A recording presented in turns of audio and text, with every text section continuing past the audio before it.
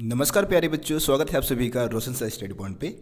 और आज की इस वीडियो में हम देखने वाले हैं 11th क्लास हिस्ट्री का सैम्पल पेपर। तो बहुत सारे बच्चों का कमेंट आ रहा था कि सर सैम्पल पेपर रिलीज कर दिया गया है, जल्दी से आप सैम्पल पेपर हमें सॉल्व करवा दीजिए। तो देखिए दोस्तों, मैं आपको बता देना चाहूँगा कि जो पेपर का जो पैटर्न का जो वीडियो है ना, वो काफ़ी समय पहले ही मैंने डाल दिया था, बट अब पूरा सैम्पल पेपर ही रिलीज कर दिया गया है। तो आप लोगों को मैं पूरा सैम्पल पेपर सॉल्व करवाऊंगा विद आंसर, ठीक है। तो आप लोगों को क्या करना है, वीडियो को एंड तक देखना है। और इसके अलावा आप लोगों ने अगर चैनल को सब्सक्राइब नहीं किया है तो सब्सक्राइब जरूर कर ले। तो चलिए दोस्तों, अब हम पहले क्वेश्चन पेपर के पैटर्न को समझ लेते हैं, क्या रहने वाला है क्वेश्चन पेपर का पैटर्न, ठीक है। देखिए, आपका जो एग्ज़ाम है हिस्ट्री का, वो 2 घंटे का होने वाला है, ठीक है। टर्म 2 का एग्जाम 2 घंटे का होगा। और इसके अलावा मार्क्स की बात करें तो भाई 40 मार्क्स का आपका एग्जाम होने वाला है। देखिए, क्वेश्चन पेपर जो होगा ना, वो 4 खंडों में बटा होगा, ठीक है। कितने खंडों में बटा होगा? 4 खंडों में, क ख ग और घ, ठीक है। सभी प्रश्न क्या है, अनिवार्य है, सभी प्रश्न करने हैं। लेकिन इसमें कुछ क्वेश्चन में ऑप्शन भी आपको दिए जाएंगे, तो हम देखेंगे क्वेश्चन पेपर को, जो हम देखेंगे तो हमें पता लग जाएगा कि भाई किन क्वेश्चन में हमें ऑप्शन मिलने वाले हैं। देखिए, यहाँ पे खंड क की बात की है भाई। खंड क में आपके कुल मिला के 1 से लेकर 4 क्वेश्चन है, जो कि लघु उत्तरीय प्रश्न होंगे, ठीक है। और ये 3 मार्क्स के हैं, है ना। 3 मार्क्स के क्वेश्चन होंगे। और इसमें अधिकतर जो आपको जो अधिकांश मतलब जो क्वेश्चन के उत्तर देने हैं वो 80 शब्द में देने, 80 शब्द से अधिक नहीं होने चाहिए। लिमिट है भाई, 80 शब्द में आपके उत्तर कम से कम होना चाहिए, ठीक है। उसके बाद हम बात करते हैं खंड ख की। देखिए, खंड ख में 5 से लेकर 7, यानी कुल मिला के इसमें आपके 3 क्वेश्चन होंगे, ठीक है। और ये 3 क्वेश्चन जो है 6 मार्क्स के भाई। मेन जो स्कोर करने लायक जो क्वेश्चन होते हैं यही होते हैं भाई। इसमें अगर आप मान लो कि ये क्वेश्चन भी आप छोड़ के आ जाते हो तो पूरे 6 मार्क्स आपके चले गए, है ना।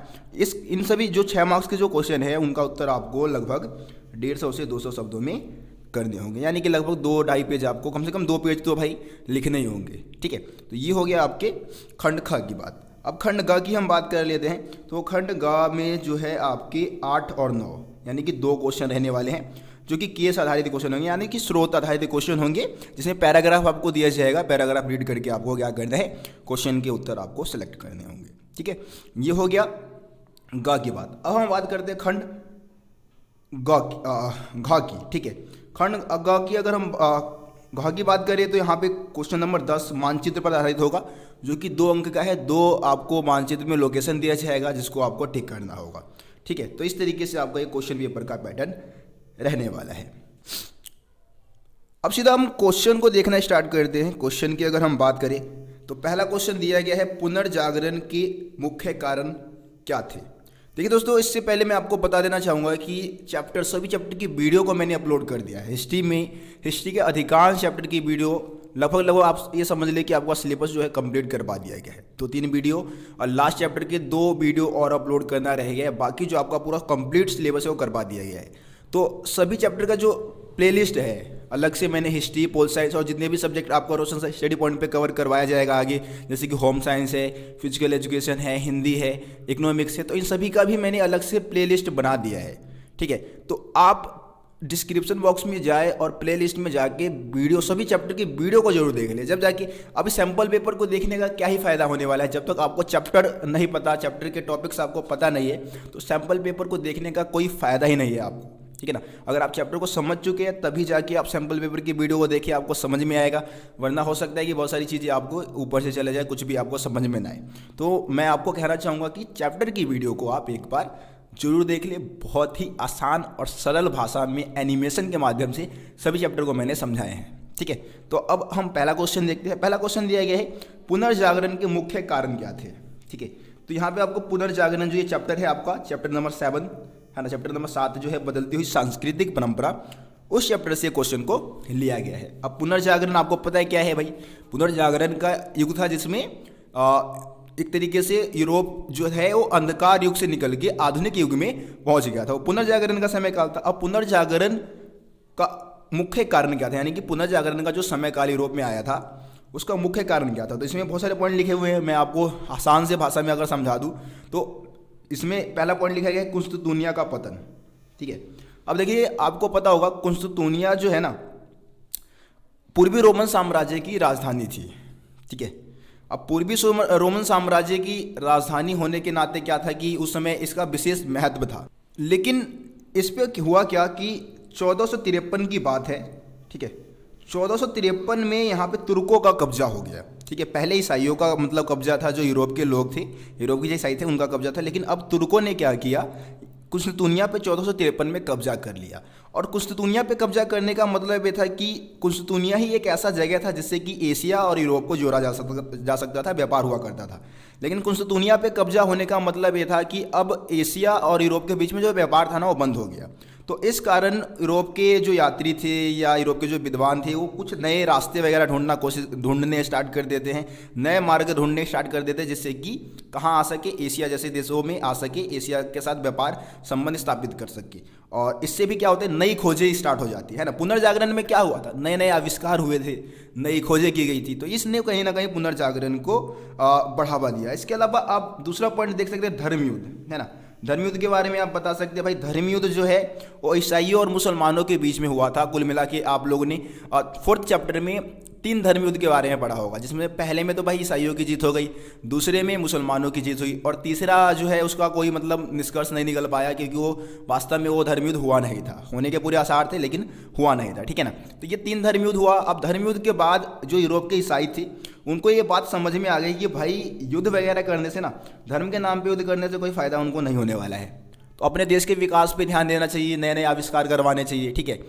तो ये सारी चीज़ें आप इसमें बता सकते हैं। इसके अलावा राजकीय संरक्षण। अब देखिए दोस्तों, यूरोप में क्या था कि जितने भी विद्वान थे उनको क्या किया गया, संरक्षण प्रदान किया गया। अब मान लो कि भाई विद्वान है, आप उनको संरक्षण ही प्रदान नहीं करें, कोई भी व्यक्ति आता है उसको मार देता है, या फिर उनके साथ कोई भी घटना घट जाती है, तो विद्वान नई आविष्कार नई खोजें नहीं कर सकते हैं। तो अब क्या हुआ, ब्रिटेन में उनको संरक्षण, ब्रिटेन या फिर यूरोप की बात कर रहे हैं, तो यूरोप में उनको क्या किया गया, संरक्षण प्रदान किया गया, है ना। इसके अलावा बहुत सारे सुधार आंदोलन चलाए गए, जैसे कि आप लोगों ने धर्म सुधार आंदोलन की बात की होगी। धर्म सुधार आंदोलन के बारे में आप लोगों ने पढ़ा होगा कि मार्टिन लूथर ने क्या किया था, ईसाई धर्म में जो कमियां थी उसको दूर करने के लिए सुधार आंदोलन, धर्म सुधार आंदोलन चलाया था, जिससे कि ईसाई धर्म जो है वो 2 शाखाओं में भी बढ़ गया था। उसके बारे में आगे हम बात करेंगे। तो यहाँ पे बहुत सारे पॉइंट दे रखे हैं, कोई 3 मार्क्स का क्वेश्चन, यानी कि कोई 3 पॉइंट या 4 पॉइंट आप इसमें बता सकते हैं। इसके अलावा वैज्ञानिक आविष्कार आप बता दें, विज्ञान का विकास हुआ है ना, बहुत सारे वैज्ञानिक आविष्कार किए गए पुनर्जागरण के समय काल में। आपको पता होगा जैसे कंपास हो गया आपका मार्को पोलो के द्वारा, या फिर माइक्रोस्कोप को बनाया गैलीलियो ने बनाया था। तो ये सारी चीज़ें आप इसमें बता सकते हैं।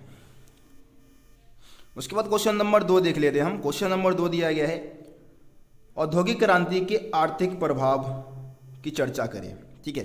तो यहाँ पे 2 क्वेश्चन है, अथवा में भी एक और क्वेश्चन दिया गया है कि इंग्लैंड की राजनीतिक स्थिरता ने औद्योगिक क्रांति के आवागमन में किस प्रकार योगदान दिया। तो पहले हम ऊपर वाला क्वेश्चन देख लेते हैं। ऊपर वाला क्वेश्चन है कि भाई औद्योगिक क्रांति के आर्थिक प्रभाव बताने हैं आपको। भाई औद्योगिक क्रांति का आर्थिक प्रभाव क्या रहा, देखिए आंसर में क्या दिया गया है कि औद्योगिक क्रांति ने कृषि और हस्तशिल्प पर आधारित अर्थव्यवस्था को बड़े पैमाने में उद्योग, मशीनीकृत विनिर्माण और कारखाना प्रणाली आधारित अर्थव्यवस्था में बदल दिया। आपको पता है कि भाई औद्योगिक क्रांति के कारण क्या हुआ, जो भी चीज़ें हाथों से बनाई जा रही थी अब हाथों से नहीं बनाई जाती थी, अब ज़्यादा से ज़्यादा मशीनों का इस्तेमाल करके वस्तुओं का निर्माण होने लग गया। और कहाँ पे, तो कारखानों में, है ना। और इससे क्या हुआ, वस्तु के उत्पादन में बहुत तेज़ी आई, है ना। वस्तु की जो उत्पादकता थी उसमें कुशलता आई, कुशलता यानी कि तेज़ी आई। और ये औद्योगिक क्रांति का आर्थिक प्रभाव आप इसमें बताएंगे, ठीक है। इसके अलावा दूसरा क्वेश्चन जो दिया गया है उसको देख लेते हैं। दूसरा क्वेश्चन है, इंग्लैंड की राजनीतिक स्थिरता ने औद्योगिक क्रांति के आगमन में किस प्रकार योगदान दिया। मतलब इंग्लैंड में जो राजनीतिक स्थिरता थी, राजनीतिक स्थिरता का मतलब है कि सरकार में कोई बदलाव नहीं हो रहा है ना। सरकार बिल्कुल क्या स्टेबल है, बिल्कुल स्थिर है। और इसने क्या किया, औद्योगिक क्रांति को बहुत ज़्यादा बढ़ावा दिया। कैसे, ये चीज़ आपको इस क्वेश्चन में बताना है। तो देखिए दोस्तों, इंग्लैंड आपको पता है भाई 3 जगह को मिला के इंग्लैंड बना है। ब्रिटेन, एक तो आपका ब्रिटेन है, दूसरा इंग्लैंड खुद है ना, और वेल्स, है ना। इंग्लैंड, वेल्स या फिर स्कॉटलैंड भी इसमें शामिल कर लेते हैं वैसे, ठीक है। ब्रिटेन या इंग्लैंड एक ही देश को वैसे हम बोलते हैं, वेल्स और स्कॉटलैंड। यहाँ तीनों जगह के जो सम्राट थे ना, एक ही सम्राट का आधिपत्य था। मतलब एक ही सम्राट इन तीनों जगह पे क्या करता था, शासन चलाता। ब्रिटेन हो गया आपका, वेल्स हो गया और स्कॉटलैंड, ठीक है। तो यहाँ पे एक ही सम्राट का शासन था। इसका मतलब ये था कि एक ही जैसी नीतियाँ वहाँ पे लागू थी, जिससे क्या हुआ, शांति का वातावरण कायम रहता था, है ना। बार बार युद्ध या संघर्ष वहाँ पे नहीं होते थे, शांति का वातावरण कायम रहा। और इसके अलावा समान, अब जाहिर सी बात है कि भाई सम्राट एक ही सम्राट है जो कि लंबे समय से शासन कर रहा है, तो समान कानून व्यवस्था को इन तीनों जगह पर लागू किया उसने। समान मुद्रा प्रणाली को लागू किया, एक समान बाजार व्यवस्था लागू कर दिया, जिससे कि इंग्लैंड में औद्योगिक क्रांति का विकास हुआ, औद्योगिक क्रांति में योगदान दिया इन सभी चीज़ों ने। ठीक है, तो ये सारी चीज़ें आपको इसमें बतानी है। उसके बाद क्वेश्चन नंबर 3 देख लेते हैं। क्वेश्चन नंबर 3 है, ब्रिटेन और भारत चीन के बीच त्रिकोणीय व्यापार की व्याख्या कीजिए। ब्रिटेन, भारत और चीन के बीच में जो त्रिकोणीय व्यापार होता था उसके बारे में आपको बताना है। तो देखिए दोस्तों, यहाँ पे क्या है, आपको पता है कि जो ब्रिटेन था ना, ब्रिटेन क्या करता था, भारत से अफीम खरीदता था। आपको पता होगा अफीम जो है वो बहुत ही मतलब नशीला पदार्थ है। ठीक है, और अफीम को खरीदता था वो भारत से, और अफीम को बेचता था कहाँ, चाइना में। और किसके बदले बेचता था, चांदी के बदले। चांदी के बदले चाइना के लोगों को अफीम बेचा करता था। अफीम की आदत लगा दी भाई चाइना के लोगों को ब्रिटेन ने। ठीक है, और चीन से चांदी से क्या खरीदता था, चीनी माल खरीदता था। चाइना के बहुत सारे माल को खरीद, मतलब ब्रिटेन में चाइनीज मालों की डिमांड काफ़ी थी, तो इस कारण जो भी चांदी उनको चाइना से मिला, उसी चांदी से वो क्या करते थे, चाइना से बहुत सारे सामान को खरीद के अपने देश ले जाते थे। ठीक है, तो ये चाइना और भारत और ब्रिटेन के बीच का जो त्रिकोणीय व्यापार है, उसमें आपको ये पॉइंट्स लिख देने हैं। 2-3 पॉइंट आप बना के इसको लिख सकते हैं। ठीक है, उसके बाद सन यात सेन की बात की गई है। देखिए सन यात सेन जो है बहुत ही ज़्यादा इंपॉर्टेंट क्वेश्चन है, बहुत ही ज़्यादा। ठीक है, ये आपको क्वेश्चन जो है, या क्वेश्चन जो है वो चैप्टर नंबर 11 से पूछा गया है। ठीक है, 11वें चैप्टर से है, आधुनिकीकरण के रास्ते जो आपका चैप्टर है वहाँ से पूछा गया है। और सन यात सेन ने 3 सिद्धांत दिया था, जिसमें सबसे पहले राष्ट्रवाद। राष्ट्रवाद का मतलब क्या था इनके लिए, आपको पता है, राष्ट्रवाद का मतलब तो ऐसे ही भाई होता है, राष्ट्र के प्रति प्रेम भावना दिखाना है ना। राष्ट्रीय गीत, राष्ट्रीय गान, राष्ट्रीय झंडा जो है उसका सम्मान करना ही राष्ट्रवाद है। लेकिन इनके लिए राष्ट्रवाद का मतलब था मांचू वंश को ख़त्म करना। अब मांचू वंश को ये मानते थे एक विदेशी वंश, उनका मानना था कि भाई ये विदेशी वंश है और इसको हमें क्या करना है, सत्ता से हटाना है। ठीक है, तो ये मांचू वंश को खत्म करना चाहते थे राष्ट्रवाद के माध्यम से। लोकतंत्र या गणतंत्र बोल सकते हैं, जिसमें था गणतांत्रिक या लोकतांत्रिक सरकार की स्थापना करना। ठीक है, गणतंत्र हो गया या लोकतंत्र बता दिया। उसके बाद है समाजवाद। समाजवाद मतलब है कि पूंजीपति वर्ग को ख़त्म करना है ना। जो असमानता है समाज में, असमानता जो है मतलब अमीर और गरीब लोगों के बीच में जो असमानता है उसको ख़त्म करना ही क्या था, समाजवाद था। तो ये 3 सिद्धांत सन यात सेन के थे, जो कि मैंने आपको समझा दिया है। अब लॉन्ग क्वेश्चन की बात आ गई भाई। क्वेश्चन नंबर 5 है ना, ये 6 मार्क्स का क्वेश्चन है आपका, और इसमें भी 2 ऑप्शन दिए जाएंगे, इसमें से एक क्वेश्चन आपको करना होगा। तो सबसे पहले हम क्वेश्चन पढ़ लेते हैं। क्वेश्चन है, पुनर्जागरण ने दुनिया को कैसे प्रभावित किया, प्रोटेस्टेंट सुधार पर जोर देते हुए चर्चा करें। तो सबसे पहले तो आपको भाई पुनर्जागरण के प्रभाव आपको बताने हैं। देखो बहुत ही आसान है। पुनर्जागरण के प्रभाव में आप सबसे पहले पुनर्जागरण का मतलब बता दें भाई। पुनर्जागरण का मतलब होता है फिर से जागना, है ना। यूरोप जो था वो मध्यकाल में कहाँ चला गया था, अंधकार युग में चला गया था, और अंधकार युग में जाने की वजह से ये था कि कोई भी नवीन आविष्कार नहीं हो पा रहे थे यूरोप में। लेकिन पुनर्जागरण के युग में बहुत सारे नवीन आविष्कार हुए, है ना, और नए नए मतलब जो एक तरीके से चर्च का जो प्रभुत्व था, चर्च के प्रभुत्व के खिलाफ क्या किया गया, आवाज़ उठाया गया। इसी समय आपको पता होगा पुनर्जागरण का एक और प्रभाव बता सकते हैं कि इसी समय मानवतावादी विचारधारा का उदय हुआ। मानवतावादी विचारधारा यानी कि मानव के प्रति प्रेम भावना दिखाना, मानव की समस्याओं का समाधान करना, ये सारी मानवतावादी विचारधारा में आप बता सकते हैं। उसके बाद प्रोटेस्टेंट सुधार की अगर हम बात करें तो प्रोटेस्टेंट सुधार आपको पता है कि भाई मार्टिन लूथर जो थे उन्होंने क्या किया था, ईसाई धर्म में जो कमियां थी उसको दूर करने के लिए एक आंदोलन चलाया था। ठीक है, और उसके तहत क्या हुआ, ईसाई धर्म जो था ना वो 2 शाखाओं में बंट गया। एक तो कैथोलिक चर्च वाले जो कैथोलिक चर्च को मानते थे, और दूसरे जो मार्टिन लूथर को मानते थे। जो मार्टिन लूथर को मानते थे उनको हम प्रोटेस्टेंट कहते हैं, है ना। प्रोटेस्टेंट ईसाई थे वो, कि जो कि मार्टिन लूथर को मानते थे, और ईसाई धर्म की नई शाखा थी। और जो कैथोलिक चर्च जो था ना वो ईसाई धर्म की पुरानी शाखा थी। तो यहाँ पे आप प्रोटेस्टेंट सुधार में सारी चीज़ें बता सकते हैं। अब देखिए यहाँ पे आपको शॉर्ट पॉइंट में क्या क्या बताया गया है। सबसे पहले तो भाई पुनर्जागरण से अभिप्राय आपको मतलब बता देना है इसमें। ठीक है, उसके बाद प्रभाव की बात करें तो भाई तार्किक शक्ति का विकास हुआ। हर चीज़ को तर्क के आधार पर देखा गया। ऐसा नहीं कि भाई चर्च ने बोल दिया कि जो पृथ्वी है वो स्थिर है और सूरज उसके चारों तरफ चक्कर लगाते हैं, ऐसा नहीं। तर्क के आधार पे हर चीज़ का तर्क, हर चीज़ के पीछे लॉजिक होना चाहिए, कुछ ना कुछ लॉजिक के साथ यहाँ पे बात करने की बात कही गई थी, आपको पता होगा पुनर्जागरण के समय काल में। इसके अलावा पोप की जो सर्वोच्चता थी उसको ख़त्म किया करने की कोशिश की गई, है ना। मानवतावाद का प्रचार किया गया। इसके अलावा धर्म सुधार आंदोलन चलाया गया, किसके द्वारा? मार्टिन लूथर के द्वारा। ये सारी चीज़ें प्रोटेस्टेंट सुधार के बारे में बताया जा रहा है नीचे, ठीक है। और इसके अलावा पोप के जो आदेश थे उसकी अवहेलना की गई। ईसाई धर्म 2 शाखाओं में बट गया, है ना, प्रोटेस्टेंट और कैथोलिक। ये सारी चीज़ें आपको शॉर्ट में यहाँ पे इसमें भी बता रखा है। तो ये लॉन्ग क्वेश्चन है 6 मार्क्स का, और ये चैप्टर नंबर 7 का क्वेश्चन है ना। चैप्टर नंबर 7 जो बदलती हुई सांस्कृतिक परंपरा है, वहाँ से क्वेश्चन पूछा गया है। उसके बाद है 17वीं सदी। इसी में जो अगला क्वेश्चन दिया गया है वो है 17वीं सदी के यूरोपीय लोगों के लिए दुनिया अलग कैसे थी। 17वीं सदी आपको पता है कि भाई लगभग 16वीं 17वीं सदी में ही नए नए देशों की खोज करना यूरोप के लोगों ने शुरू कर दिया था, है ना। तो ये दुनिया अलग कैसे थी उनके लिए, यूरोप के लोगों के लिए दुनिया अलग कैसे थी? देखिए, जहाँ भी यूरोप के लोग जाते थे, जहाँ भी यूरोप के लोग जाते थे, वहाँ पे वो क्या करते थे भाई, वहाँ के मूल निवासी है या वहाँ के मूल निवासियों का बेदखल करना, वहाँ के मूल निवासियों जहाँ मतलब बेदखल करना शुरू कर दिया, और प्रॉफिट कमाने के लिए नए नए देशों की खोज करना इसी समय काल में किया था। और मेन पर्पस क्या था? प्रॉफिट कमाना। और प्रॉफिट कमाने के लिए उन्होंने क्या किया? उपनिवेशवाद को बढ़ावा दिया। उपनिवेशवाद को बढ़ावा देने का मतलब ये है कि भाई नए नए देशों को गुलाम बनाना शुरू कर दिया, है ना। आर्थिक और राजनीतिक रूप से उनके ऊपर नियंत्रण स्थापित करना स्टार्ट कर दिया, और औपनिवेशिक शोषण हुआ। फिर उन देशों का औपनिवेशिक शोषण किया गया।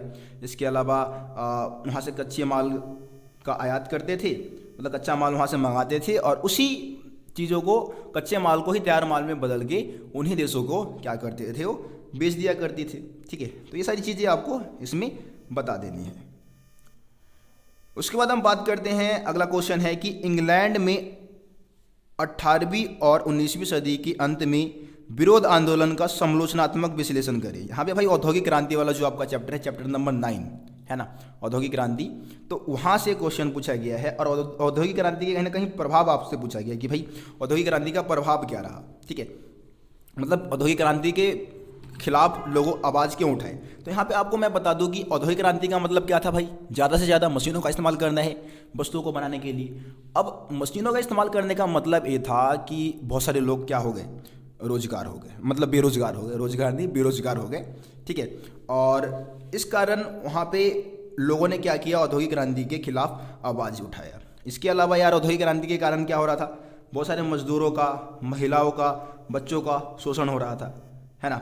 और आपको पता है कि भाई बहुत सारे दंगे हुए, जिसमें से आपको लुडिज्म आंदोलन के बारे में आप बता सकते हैं, जो कि जनरल नेड लुड के नेतृत्व में चलाया गया था। और इन्होंने एक तरीके से महिलाओं और बच्चों के लिए काम की बेहतर स्थिति की मांग की थी। जो मजदूर संघ है, मजदूर संघ बनाने के लिए लुडिज्म आंदोलन के माध्यम से डिमांड की गई थी। और जो भी काम, मतलब श्रमिकों के लिए कुछ विशेष कानून बनाए गए थे, जैसे कि यहाँ पे आप जुर्बा अधिनियम के बारे में यहाँ पे आप बता सकते हैं, या फिर कारखाना अधिनियम 1833 में लागू किया गया था। तो बहुत सारे कानून बनाए गए थे जिसके माध्यम से महिलाओं और बच्चों के जीवन में सुधार लाने की कोशिश की गई। औद्योगिक क्रांति के जो दुष्परिणाम महिलाओं और बच्चों के जीवन में पड़े थे उसको ख़त्म करने की कोशिश की गई। उनके लिए काम का एक निश्चित समय सीमा तय किया गया, उनको न्यूनतम वेतन देने का एक तरीके से डिमांड की गई कि भाई उनको एक न्यूनतम वेतन दिया जाए अपने काम के लिए, ठीक है। तो ये सारी चीज़ें आपको इसमें बता देनी है। उसके बाद इसी में छठे में ही मतलब एक और क्वेश्चन था कि कपास कताई और बुनाई उद्योग में तकनीकी परिवर्तन का वर्णन करे, ग्लोब पर इसका क्या प्रभाव पड़ा। मतलब कि कपास कताई और बुनाई उद्योग में तकनीकी परिवर्तन, कौन कौन से नए नए आविष्कार हुए थे, जैसे कि कपास कताई और बुनाई की प्रक्रिया में तेजी आई। तो उन मशीनों के नाम वगैरह बताने हैं, उन मशीनों के बारे में बताने हैं। चैप्टर की वीडियो देखेंगे बहुत ही आसानी से समझ में आ जाएगा। इसमें भी थोड़ा बहुत मैं चीज़ें आपको अभी बता देता हूँ। तो ये सारी चीज़ें आपको इसमें बतानी है। इसके अलावा ग्लोब पर इसका क्या प्रभाव हो रहा है, मतलब विश्व पर इसका एक तरीके से क्या प्रभाव पड़ा, ये आपको बतानी है। तो यहाँ पे बहुत सारे मशीनों के नाम यहाँ पे बता रखे हैं, जैसे कि करघे का आविष्कार किया गया है ना। और इसके अलावा कताई मशीन का निर्माण किया गया, वाटर फ्रेम आविष्कार, बॉटम फ्रेम की आप यहाँ पे बात कर सकते हैं, पावर लूम का आविष्कार, ये सारी चीज़ें आप इसको ये सारी इन सभी मशीनों के बारे में आपको यहाँ पे बताना है, ठीक है। यहाँ पे बहुत ही शॉर्ट में लिख रखा है, आप चैप्टर की वीडियो को जरूर देख लें, वहाँ पे आपको ये सारी चीज़ें बहुत अच्छे से समझा दिया गया है, ठीक है। अब इस पर प्रभाव क्या रहा इसका, तो भाई कपास की मांग बढ़ गई, क्योंकि जाहिर सी बात है कि भाई कपास मतलब कपड़े वगैरह बनाने के लिए कपास की डिमांड जाहिर सी बात है बढ़ जाएगी, है ना।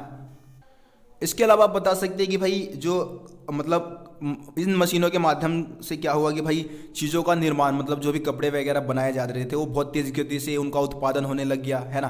क्योंकि अब ऊन वगैरह को काटने के लिए मशीनें, ऐसी ऐसी मशीनें बनाई गई जिससे कि ऊन जल्दी से काटा जा सकता था, ज़्यादा से ज़्यादा चौड़े कपड़े का निर्माण हो सकता था। तो कहीं ना कहीं ज़्यादा तेज़ गति से कपड़ों का निर्माण होने लग गया इन मशीनों के माध्यम से। तो ये प्रभाव में आप चीज़ें लिख सकते हैं। उसके बाद हम क्वेश्चन नंबर 7 देखते हैं। क्वेश्चन नंबर 7 है चीन और जापान द्वारा, ये भी क्वेश्चन मतलब 6 मार्क्स का ही क्वेश्चन है, लेकिन इसमें ऑप्शन नहीं दिया। एक क्वेश्चन ऐसा आएगा जिसमें आपको कोई ऑप्शन नहीं होगा, सिंगल क्वेश्चन होगा और उसको करना होगा। बाकी दो जो 6 मार्क्स के क्वेश्चन आएंगे उसमें डबल ऑप्शन होंगे, जिसमें से एक आपको सेलेक्ट करके करना है। तो क्वेश्चन है कि भाई चीन और जापान द्वारा अपनाई गई आधुनिकीकरण के 2 पथों का विश्लेषण कीजिए। मतलब चाइना ने और जापान ने जो विकास के अपने मॉडल अपनाए थे, चैप्टर नंबर 11 का क्वेश्चन है, तो उनके अपने मतलब विश्लेषण करना है, उन्होंने जो भी आधुनिकीकरण के लिए रास्ते अपनाए थे, अपने विकास के लिए रास्ते अपनाए थे। तो जापान की बात करी तो भाई जापान में पहले शोगुनों का सत्ता था, शोगुन के सत्ता को ख़त्म किया गया, मीजियों को सत्ता में लाया गया। मीजी के समय काल में बहुत ही तेज़ गति से जापानी अर्थव्यवस्था का विकास हुआ। आपको पता होगा जैसे कि मेजी सरकार ने क्या किया था, बच्चों को विदेशों में पढ़ने के लिए भेजा था। इसके अलावा विदेशों से कारीगरों को बुलाया ताकि जापान में जो मजदूर है या जो भी बच्चे हैं उनको पढ़ाया जा सके, है ना। इसके अलावा बहुत सारे स्कूल कॉलेज खुलवाए गए थे। इसके अलावा रेलवे लाइन का आविष्कार किया गया था, बैंकिंग व्यवस्था को सुधारा गया था, बहुत सारी कंपनियों को सब्सिडी दी गई थी। ठीक है, तो ये सारी चीज़ें मेजी के समय काल में हुआ था। इसके अलावा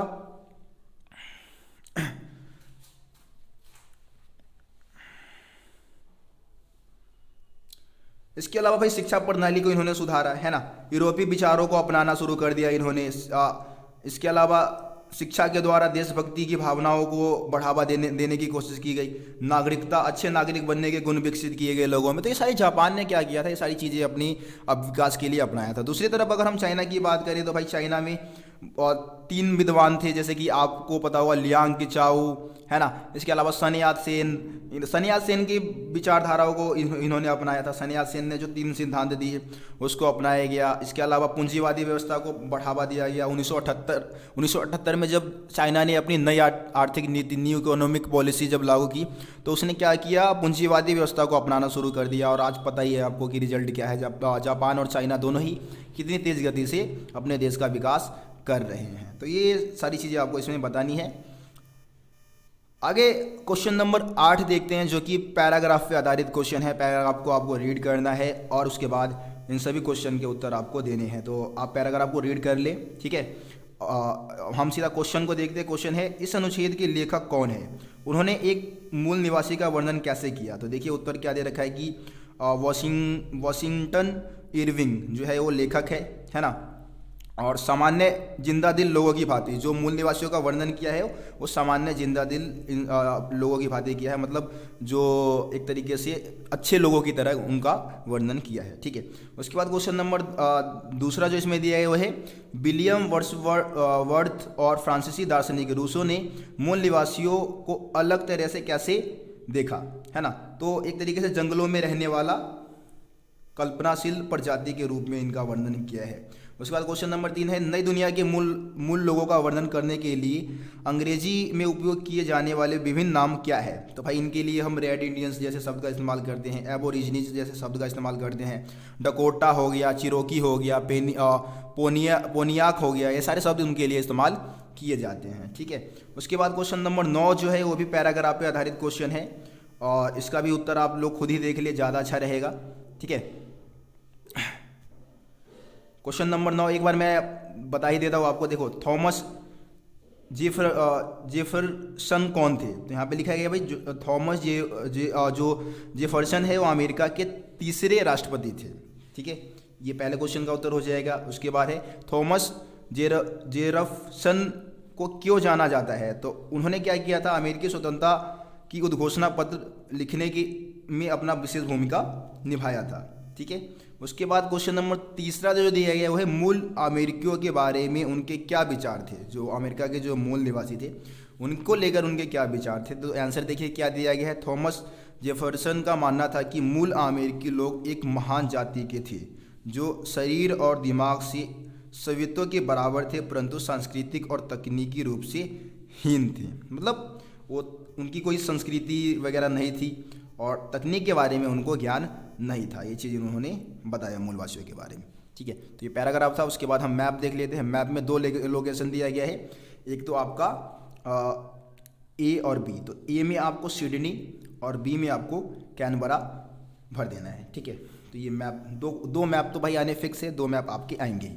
अब देखिए दोस्तों, अगर आप इसका पीडीएफ चाहते हैं तो भाई पीडीएफ आपको टेलीग्राम पे प्रोवाइड कराया जाएगा। टेलीग्राम पे जाके आप लोग पीडीएफ को डाउनलोड कर ले। इसके अलावा पॉलिटिकल साइंस का सैम्पल पेपर और बाकी और दूसरे सब्जेक्ट के जो सैम्पल पेपर है वो भी आपको रोशन साई स्टडी पॉइंट पे प्रोवाइड कराया जाएगा। तो चैनल को यार सब्सक्राइब जरूर करें और बेल आइकन को प्रेस कर दें ताकि मेरे चैनल पे आने वाली सभी वीडियो का नोटिफिकेशन आप तक पहुंच सके। तो चलिए दोस्तों, मिलते हैं फिर आप लोगों से अगली वीडियो में। तब तक के लिए जय हिंद, जय भारत।